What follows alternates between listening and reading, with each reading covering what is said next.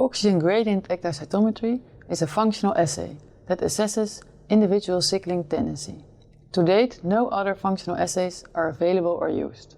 Oxygen gradient ektacytometry is able to determine the oxygen tension at which red blood cells of patients with sickle cell disease start to sickle. This oxygen tension is patient-specific and it can serve as a biomarker for disease severity.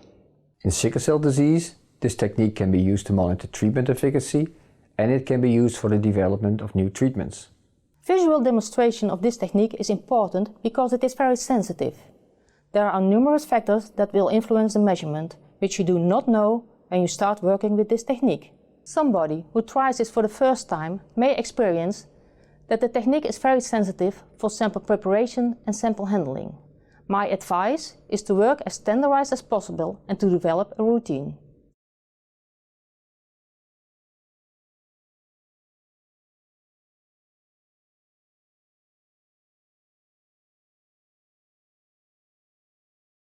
To begin this procedure, switch on the computer and the ektacytometer and open the software on the computer. Open the nitrogen cylinder to make sure the nitrogen is available to deoxygenate the sample. Lower the bob in the cup and make sure the cup can turn freely. When the software is running, check for the message "Make sure the gas valve is open" and click OK. Ensure that the ektacytometer starts the self-check process and select Start. If the self-check fails, rerun it by clicking Hardware Check, PO2, Self-check. Choose PO2 scan from the different tests listed on the left. Choose Settings.